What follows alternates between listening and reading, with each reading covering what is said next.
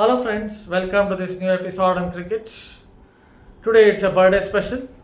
Basically from here on, every week I will look at or I will profile a cricketer who is celebrating his birthday or her birthday. So today's special is on the current Australian captain in ODI cricket as well as Test cricket, Pat Cummins. Yes, I will delve deeper into my fond memories of Pat Cummins from his early days, a little bit about his formative years, a little bit about how he remodeled his action and resurrected his career and went on to become a wobble seam expert or excellent at wobble seam bowling and hit the deck skills. For starters, let us start with some of my evocative memories from his formative years. The first time I watched was in a KFC T20 game played between Queensland and New South Wales. I guess it was at the Gabba. He dismissed Michael Lam, Chris Simpson, and James Hobbs of Queensland. One could clearly see that he was very good at keeping things simple even during that time. Cleaned up Chris Simpson by bowling full and straight, castled James Hobbs as he tried to manufacture room with length by pulling the length back and hitting the deck hard and shattering the timber. Yes, he also dismissed Michael Lam. Then there was a game against Tasmania, again in the KFC T20 tournament, when he bowled with a lot of fire, aggression, bowled quick.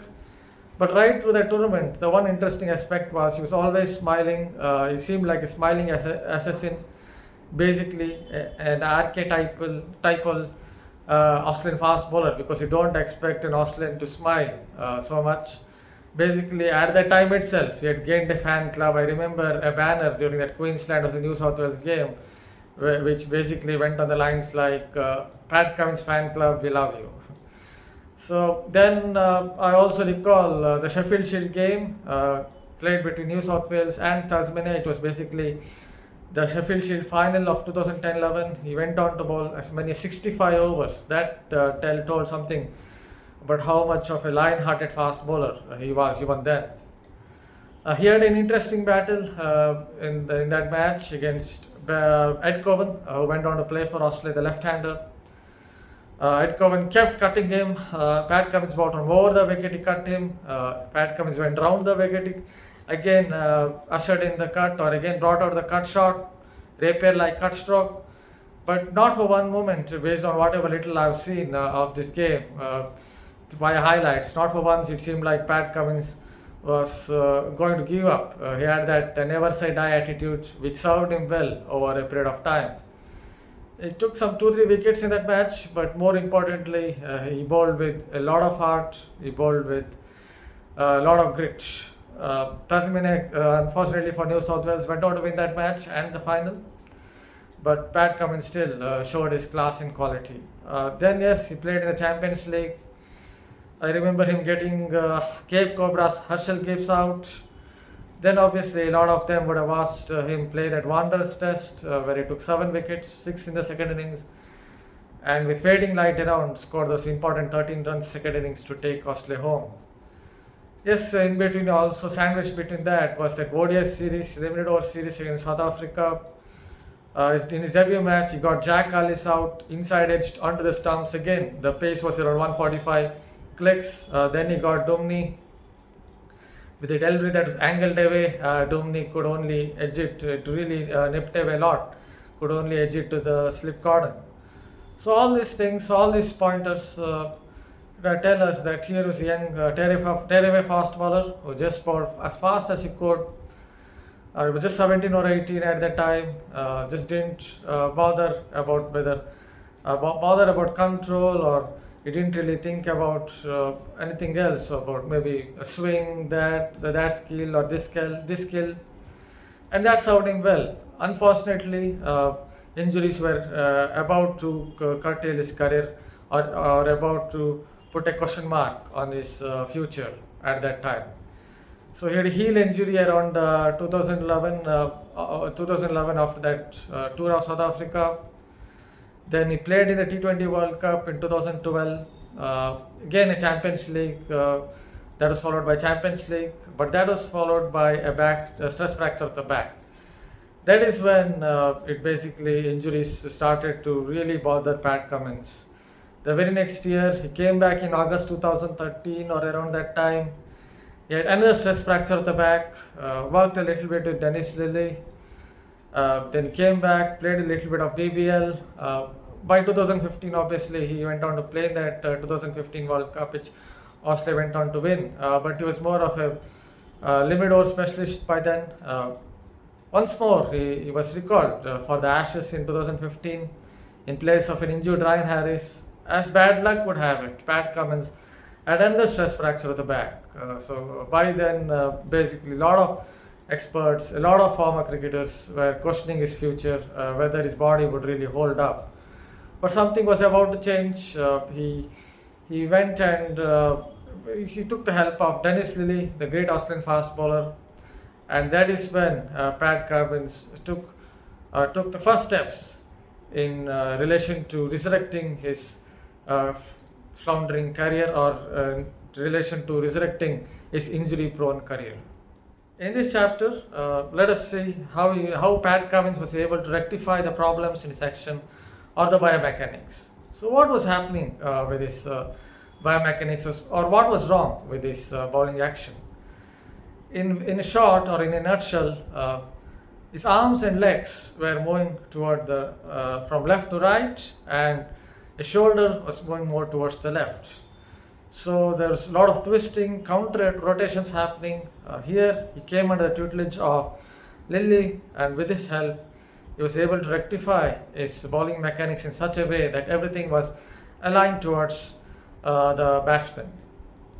And soon, in around 2017, I think on March 25th, 2017, when South Australia took on New South Wales, Pat Cummins had made a return to Sheffield Shield after a gap of nearly 6 long years. I'm saying it again, 6 long years.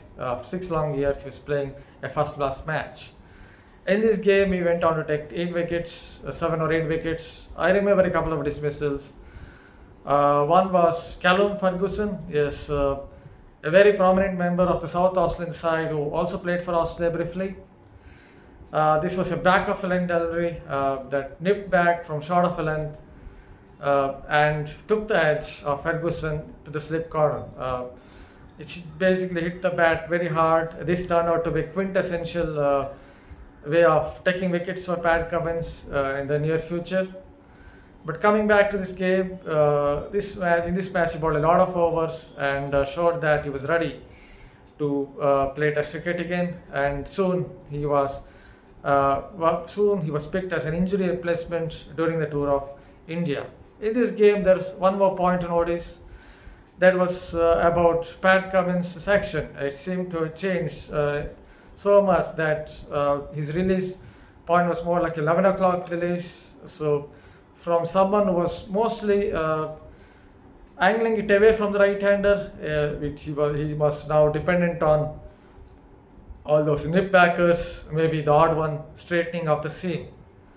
So that is a little bit about his action. So how did he become a wobble seam expert?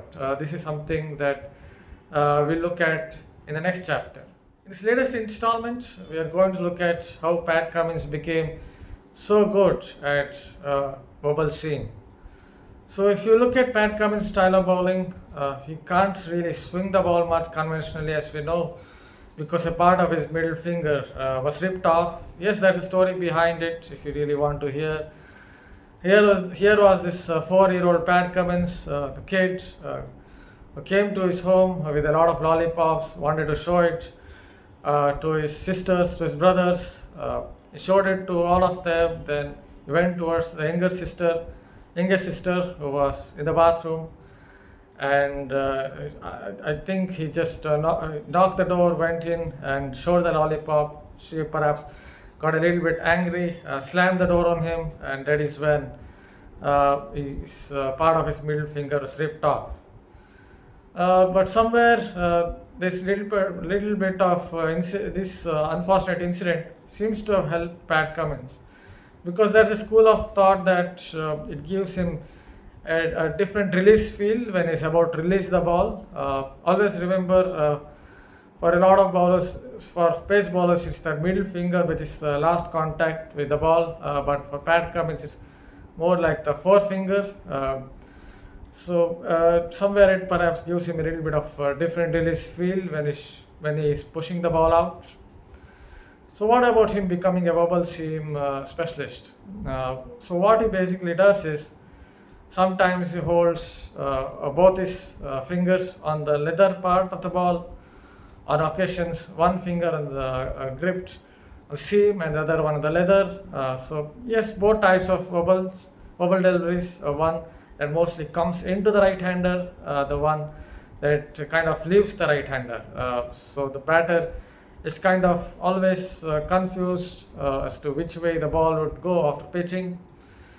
And yes, he's pretty good at just hitting the deck hard. He's very relentless. This just adds to that particular skill, and that is why it's gone on to become such a great test bowler. Yes, he's also pretty decent at contrast swing, which is showcased in Pakistan as well as in India, at times in India in 2017, and to an extent in South Africa as well. And what about his formative years? How Pat Cummins came through the ranks? The story goes again, he was playing in the under 19 Australian Championships, and he bowled really fast. He was also batting reasonably well. That is when Troy Kohli, the then bowling coach, got to know about Pat Cummins. Yes, at that time he went on to play that KFC T20 Cup. He went on to play that Sheffield Shield final against Tasmania. Then he won a contract. So that was a bit about his formative years. Yes, he went to St. Paul's Grammar School and Greenbrook Blacksland Club. He played for them. And again, he was known to be very fast at that time for his age.